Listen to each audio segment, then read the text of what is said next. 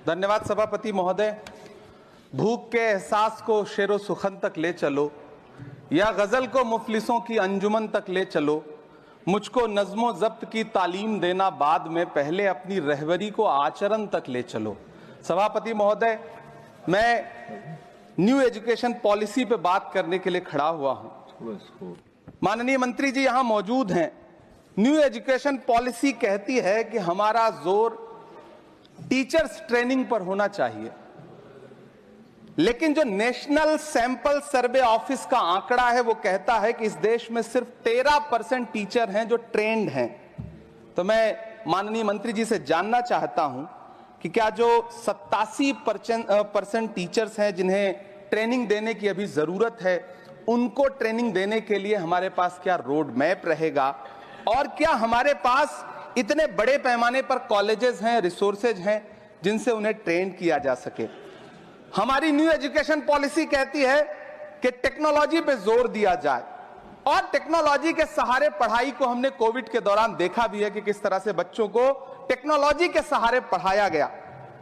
लेकिन मैं माननीय मंत्री जी से पूछना चाहता हूं कि जब इस देश में 80 करोड़ लोग 5 किलो राशन पे गुजारा कर रहे हों, तो क्या उन परिवारों तक इंटरनेट, कंप्यूटर, लैपटॉप जैसी सुविधाएं पहुंचाने के लिए कोई रोड मैप है ताकि उनके बच्चों को शिक्षित किया जा सके? मैं एक बहुत महत्वपूर्ण बात और सभापति महोदय यहां कहना चाहता हूं कि माइनॉरिटी कम्युनिटी से जुड़ा हुआ जो मदरसा एजुकेशन का पैटर्न है, उस पे बहुत गंभीरता से माननीय मंत्री जी से पूछना चाहता हूं कि जो न्यू एजुकेशन पॉलिसी है, कुछ मदरसे ऐसे हैं जिनको सरकार रिकॉग्नाइज करती है, लेकिन कुछ बड़े शिक्षण संस्थान हैं, नदवा और देवबंद जैसे, क्या न्यू एजुकेशन पॉलिसी के कॉन्टेस्ट में आपने इन बड़े संस्थानों से डायलॉग करने का कोई मानक या कोई बातचीत शुरू करने का प्लान बनाया है या नहीं, ये मैं पूछना चाहता हूं। और एक बहुत महत्वपूर्ण बात मंत्री जी से मैं पूछना चाहता हूं कि बहुत सारे माइनॉरिटी इंस्टीट्यूट थे जहां पर स्कॉलरशिप का प्रावधान था, लेकिन आपने मौलाना आजाद नेशनल फेलोशिप को एक झटके में बंद कर दिया। हजारों लाखों छात्र जो उस स्कॉलरशिप के भरोसे अपनी शिक्षा ग्रहण कर रहे थे।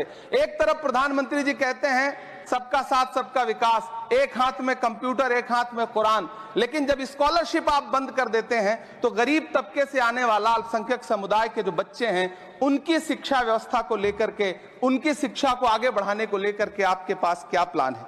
मैं माननीय शिक्षा मंत्री जी यहां पर बैठे हैं, उनसे कहना चाहता हूं कि पूरे देश में, पूरी दुनिया में प्रधानमंत्री जी जाकर के महात्मा गांधी जी की मूर्ति के सामने सर झुकाते हैं, उन्हें फूल चढ़ाते हैं, लेकिन आप ही की सरकार NIT कैलिकट में प्रोफेसर साइजा ए को योजना और विकास विभाग का डीन बना देती है, जो खुल करके कहती हैं कि मेरी नजर में नाथूराम गोडसे तो बहुत महान था।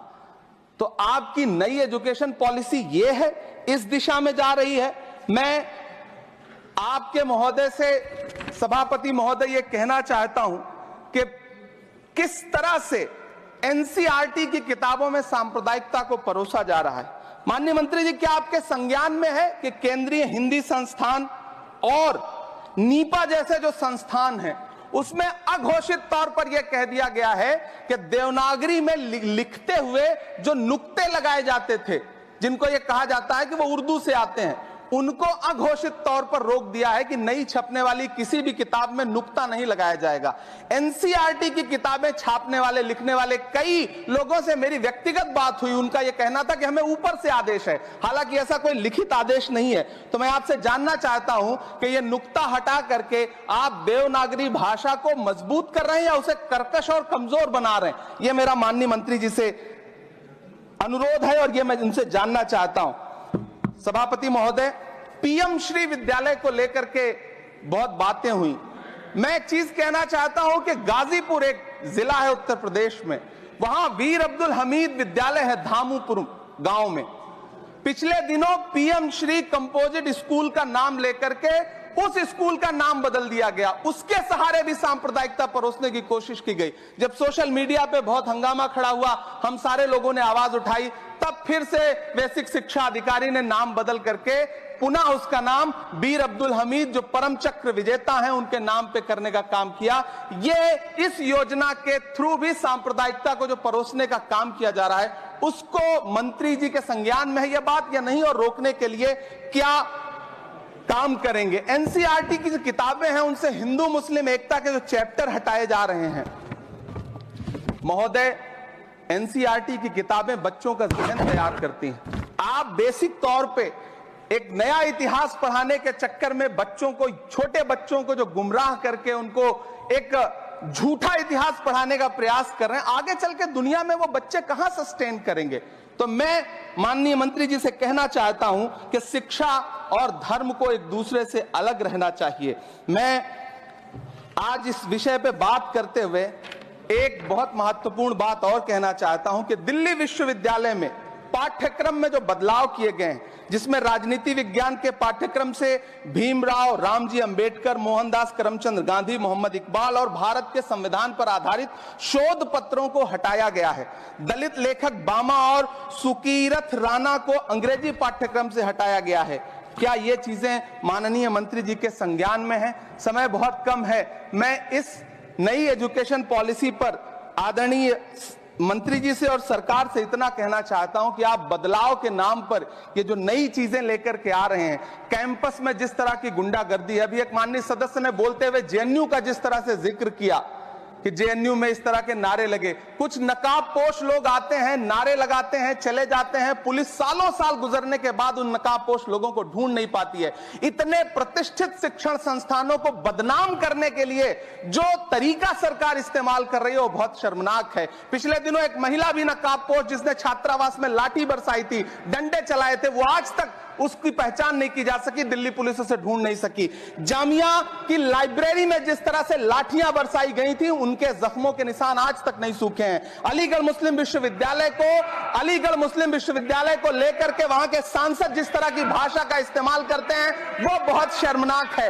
माननीय मंत्री जी और सरकार से मैं आपके माध्यम से पूछना चाहता हूं और यह कहना चाहता हूं, आप बदलाव के नाम पर जो नई चीज लाने की कोशिश कर रहे हैं, महोदय, नदियों को साफ मत करिए, उन्हें गंदा मत होने दीजिए, नदियां अपने आप साफ हो जाएंगी। सभापति महोदय, मैं तो कहना चाहता हूं कि जंगल मत उगाइए, बस पेड़ों को काटना बंद कर दीजिए, जंगल अपने आप उग जाएंगे। मैं तो सरकार से कहना चाहता हूं कि शांति स्थापित करने के लिए भाषण मत दीजिए, अशांति फैलाना बंद कर दीजिए, शांति अपने आप स्थापित हो जाएगी। मैं तो कहना चाहता हूं कि प्रेम फैलाने पर लंबे लंबे लेख मत लिखिए, बस नफरत करना बंद कर दीजिए, प्रेम अपने आप फैल जाएगा। ये जो नई एजुकेशन पॉलिसी है, इसमें जिस तरह से गरीब तबके के लोगों को, हाशिए पर मौजूद लोगों को शिक्षा से दूर करने का प्रयास किया जा रहा है, वो बहुत शर्मनाक है। शिक्षा को निजीकरण की तरफ जिस तरह ले जाया जा रहा है, वो बहुत शर्मनाक है। माननीय मंत्री जी इस पर सोचें और इसे सुधार करने का प्रयास करें।